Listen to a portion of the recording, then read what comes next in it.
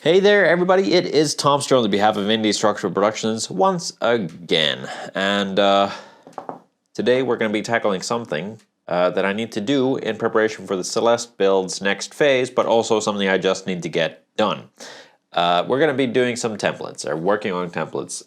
It is something that I don't know too many luthiers out there who actually like making templates. If you do, great, good for you, and you know, you have more willpower than I do. Template making is not some of my favorite stuff. Now I can't find any pencils, and that is troubling. I used to have like a million different pencils, but now I can't find any. There's a really good mechanical pencil that I really want right now, and I can't find it. Whew. All right, well, I need to use just a normal pencil, I guess. I don't know too many luthiers who actually like working on templates because it is somewhat of a pain. But my templates currently, there's things that are wrong with them. For instance, this plywood template, the neck here is straight, then it dips, and then there's a little, bump there. So I always need to adjust that. Not really ideal. I don't think it's even at the correct dimensions that I would need and want. It isn't, so I'm going to be redoing it also because of that fact. Then the body shapes that I have, the Daedalus and the Icarus. Well, the Icarus has a couple of different things that I need to do to it, but the Daedalus is more an issue of the center line, and I really need to make sure that that is the center because it's kind of been this and that. I mean, to the eye, it doesn't look centered, so I need to sort that out. So we're gonna be making new templates for me. I have some, what is this? This is 8mm, has some 8mm MDF, and I'm gonna be using these to create my master templates moving forward. Up until I can make more templates, I'm gonna use these as my masters, and then use them once or... You don't want to use your master templates.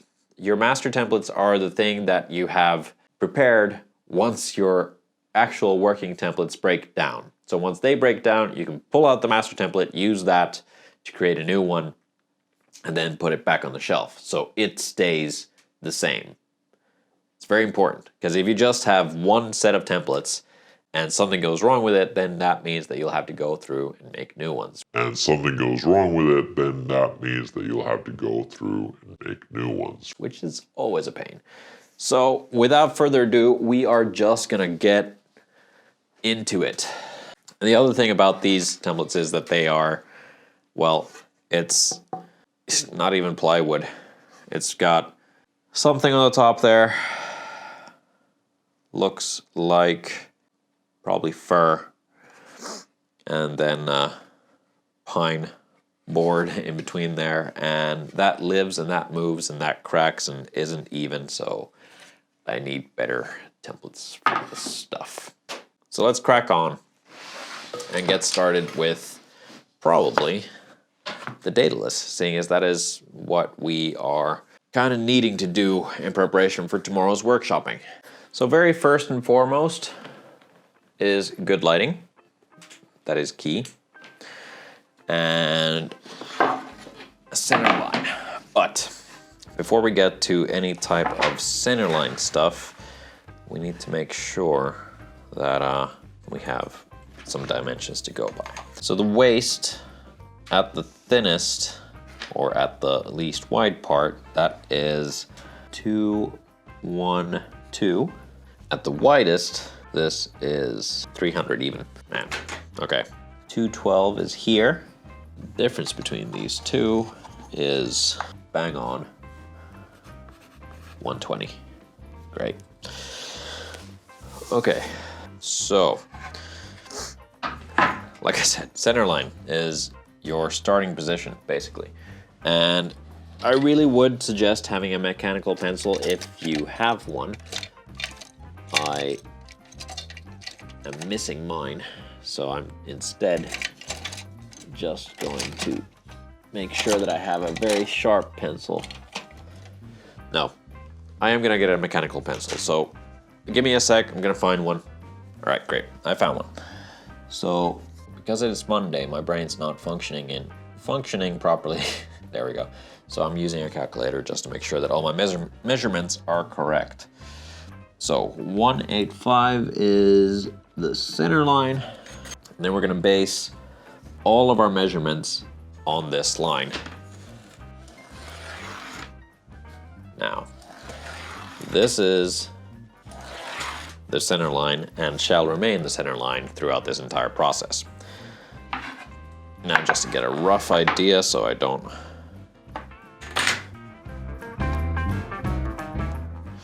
go too far. Okay, actually, so I don't go too far, I'm just gonna put rough marks to these two spots. All right, so 296 divided by 2, 148. 0, there. Now that should give me the endpoints like so. Now that already looks a lot more even than what we had before. There, yep. And now essentially what that now shows is that this should be more or less the center. So basically now I have the halfway point between the fattest part and then the halfway point between the fattest part over here. That way I can find the middle of each, which looks like so. So I have this end point for the horns and this same end point for the body.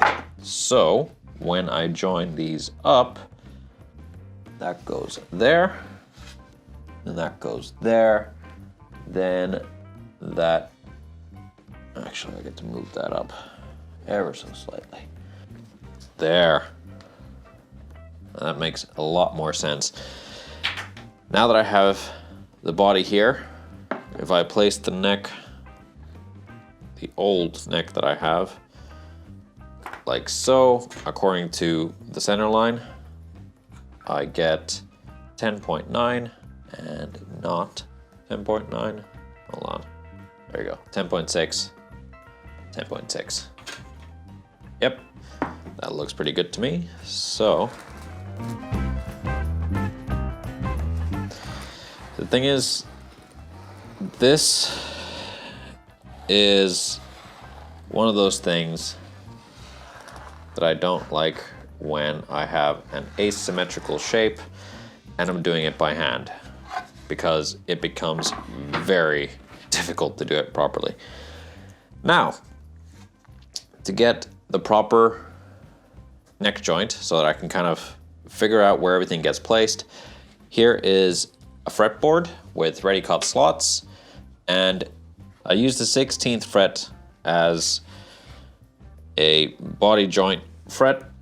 So I'm gonna just mark it down on this old neck template as being there. So that's 16th, then I'm just gonna mark 17, 18, 19. So that's 16, 18, 19. I'll explain why I put these 4 over here in a bit. Now, usually I join along the 16th, or you don't need too big of an area to glue up. That is more than enough to hold everything in place. And by the looks of it, I got it close, but I want the end of my neck, so here, before it starts scooping, to be 57 mil. So that's 28.5 on both sides.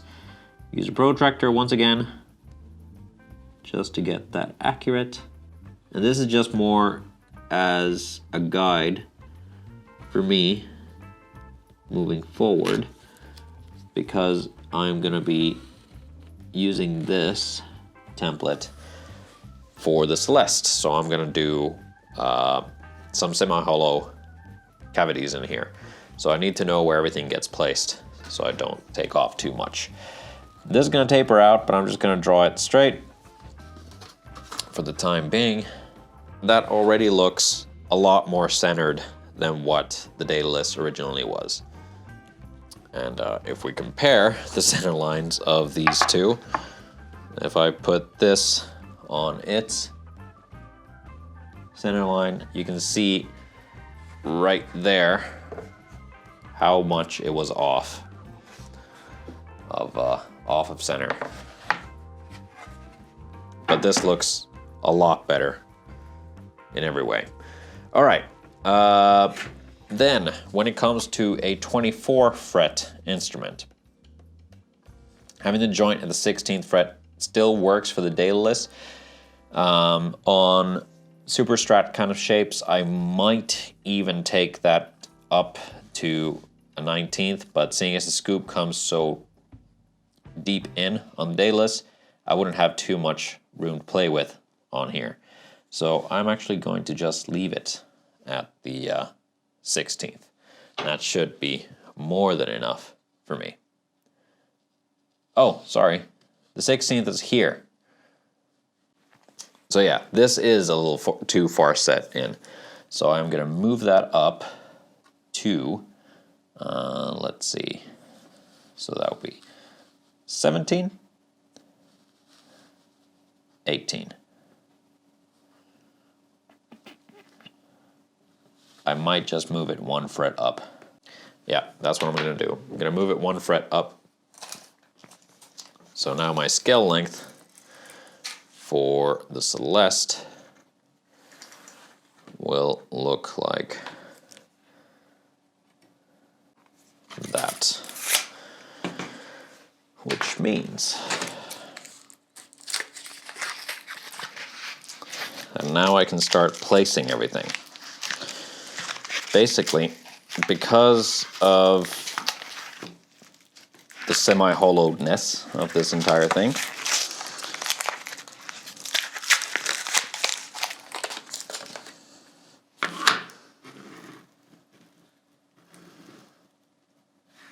so those are going to come back a little bit. So I'd say that is roughly where I'm gonna have the bridge, like so. Then we're gonna have the pickup. The end of the fretboard is here. Humbucker is gonna be here, and it has a surround on it. So technically I can go in quite a bit on here. But yeah, that is the basic layout of how everything's going to be. All right, so now we can start to figure out the actual inside routing for all of the semi-hollowedness stuff. So ideally, I want to leave this area untouched, so I can have that. But let's start with the basics, shall we? So, essentially, I want to have a sort of middle block to about there. Do the same thing on the other side here. About that much. It's more than enough. So now we can start to figure out that I can take that in about that much. Need to have enough space for a strap button. So let's say that I have the strap there. Screw needs to go into, because if I have too thin of a part here where the strap goes in, that screw doesn't have enough support. So I do need to make sure that I leave plenty of room for that screw to kind of sit in there. So I could even just take that like that. This entire back, oh, same thing here. So on the center line, I will have the strap button. So I need to make sure that that is supported. Otherwise, I can make that edge thin enough to resonate well, but thick enough for me to have a good gluing surface for the top. I think something like that will be just fine. So then this would come in like so. Okay. So I'm probably going to have screw there, screw there, screw there, and there. So I need to have enough support so it doesn't break off. Okay, so that can essentially leave that as is. And then, of course, the control cavity. So, yeah. And then I can use the now ready-made dataless outside with the center line. I can transfer that over to another piece of MDF to actually then get the proper dimensions for just a normal dataless. Yeah, that's what I'm gonna do. It's gonna be interesting for sure. I gotta say that. Then for the top, I'm gonna do basically the same sort of route, just to give it a little bit, just to thin it out just ever so slightly. But yeah, I have a good feeling about this. Just one of those things where it's like I've done this before, but it's been a while, so I'm really making sure that I get everything the way it should be. But hey, that's that one done. Let's tackle something a little bit easier, which is a neck. So what I have here are some pieces for a neck. All right, well, getting neck dimensions, those are fairly simple. Because all you really need is to start off, you need a center line.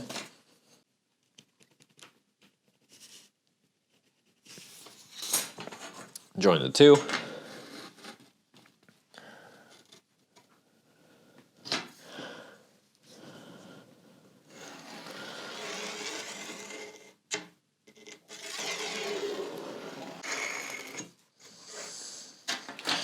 So essentially what I want is, let's use this as a template,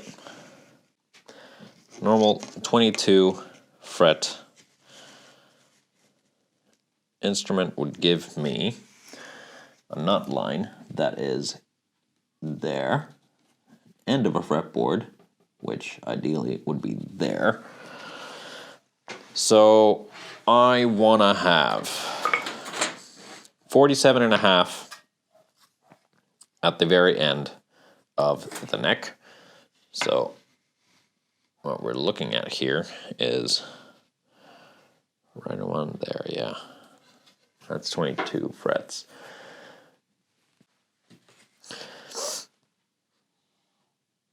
Should I make these templates so that they're... I should make these templates so that they are for a 24 fret instrument. So, to that end, this is now. Okay, so I'm making a neck template for a 24 fret guitar. What I want to use, or what I have chosen to use, is a 57 mil end of the fretboard.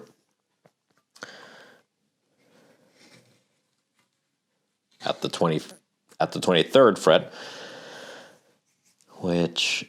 and a 43 nut. So with my protractor, 43 mil, so that's there to there. Check it. Yep, 43. Now I can join the two to create the taper of my neck.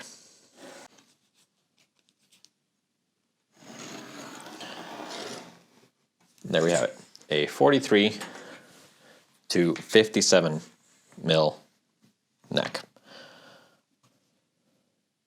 25.5-inch scale length. Just continuing that past the knot line just a little bit so that I can plan out a headstock. Now, I have mentioned many times before that I don't really enjoy making templates, but it is a necessary evil. I'm going to very faintly draw the headstock shape there so that I can figure out what I need to do to it. As it currently stands, I think it's a little too far in because of the types of headstocks that I use, because I use scooped headstocks on the production models. So to that end, I want to move that up just a little bit so that I have enough room to do that scoop.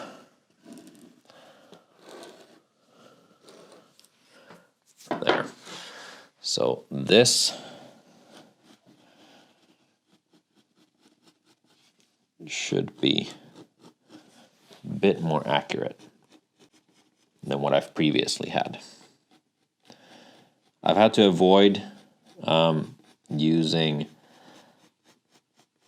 some of my templates just because I know that they're a bit wonky, which isn't ideal. You should have templates that you can rely on. That kind of, you would think that that goes without saying, but a lot of times you might get stuck in a sort of mentality of, oh, well, I've done the templates and, I know that they're a little this and that, but it's fine. I'll just make do. And I know to fix or avoid that part in particular. If you can already avoid the problem by actually making good templates, then you definitely should do that. Roundovers at the end. There. Now I have a brand spanking new template. Perfect. Now what I need to do is repeat this for the 6-in-line headstock, and then I also need to make an Icarus template, but I'll do that myself now. Alrighty, after much deliberation and fine-tuning, I got there. So basically, well, for tomorrow I'm going to the workshop, I'm going to be working on these templates, and then I can get to work on the Celeste much faster. Do need to make a new backplate template as well, because the first time using the backplate template, it took a bite out of there. So I need to make a new one. Might even make a couple. We'll see. Anyway, that's one. Then I did the Icarus neck template 2. Got that done. You already saw the Daedalus neck template. I fixed a lot of issues now that I had with both of these, and they look so much better than what they were previously. Now they actually have a good flow. The hollow body Daedalus template, I played around with a couple of ideas, and I'm going to see whether or not I probably will keep just this, but we'll see if I end up hollowing out that middle part there. We'll see. I might. But the thing that took the longest amount of time, and I had to ask for some second opinions from my girlfriend as well, was redoing the Icarus template. Now, there were a couple of things. This was the body shape that I wanted to fix up the most. There was just something about it that didn't quite work out. It didn't really have that kind of flow that I wanted. And to be fair, it was always based off of the 97 Stage Star Sparrow custom that I did ages ago. So it wasn't like it was modified from there, and that guitar already has a couple of issues that I didn't really like. So trying to find the center line was a nightmare. I finally found it, and then I started fixing up everything. I brought the scoop in a little bit, made sure that the neck joint is where I want it to be so that you can actually access the higher frets. So yeah, brought in the cutaway, and I made this horn a little bit slimmer, and on top of that, I also made this horn just a tiny bit at the end of it. I made it a bit thicker, a bit wider, so it actually looks a bit more even. Another thing that I wasn't really finding all that pleasing was it had a big ass. It had a big butt, to put it. Nothing wrong with a good caboose, but it didn't flow. This was a bit too pointy, and this just, the bottom half of it was drooping a lot. It was much wider than the top half of it. So after a lot of drawing lines, figuring out what I want to do, I brought in the top of it just a little bit, and I brought the bottom of it back, made that a bit rounder, rounded that over, and now it has a little bit of asymmetrical feel to it. And if I'm completely honest, now it works a lot better with the Daedalus Model 2. They kind of look like they're a part of the same brand. So I'm really looking forward to getting these done tomorrow. So yeah, let's skip ahead to tomorrow at the workshop.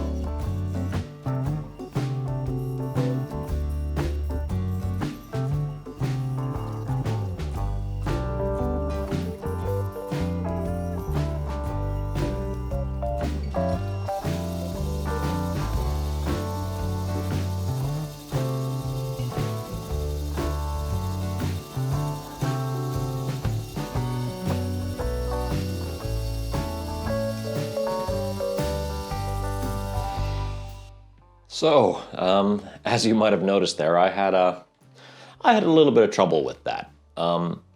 The belt sander couldn't get into all those curves on the templates, and I couldn't really do it by hand, so it was starting to be a little bit of a struggle, and the workshop didn't have a proper tool for me to get the job done. So, I did the logical thing.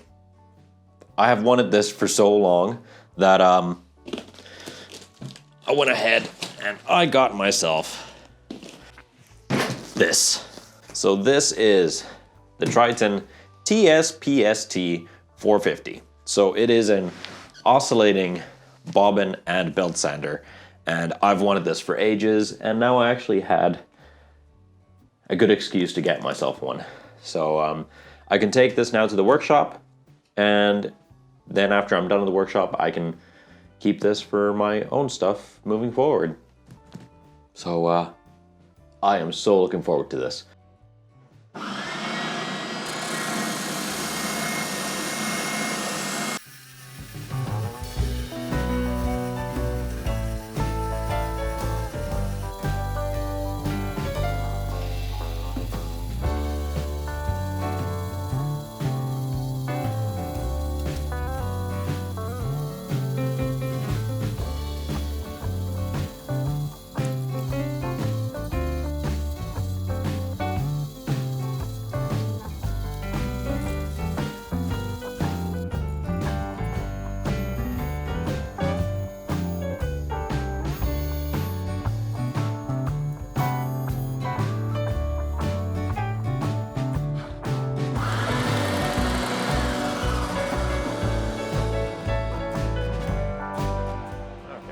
Little bit of adjusting, but I got it there. Basically, when it's going and the belt is rising up, which is what I was doing, I can loosen or tighten this, bring the tilt back and forth, and now it's at even or square, I should say, so I can actually continue onwards and get the job finished.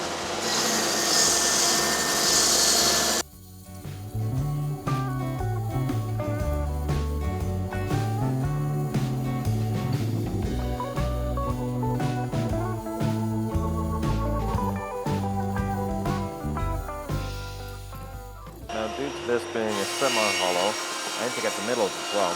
So let's just make a couple of pilot holes for the jigsaw to go through.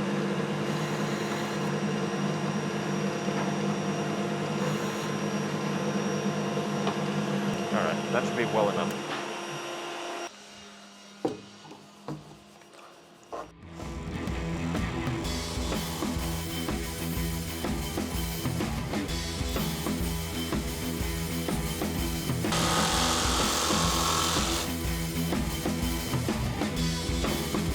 Alright, now for the final hurrah of today. I'm a little skeptical about going through here, but if I take it slow, I think we'll manage.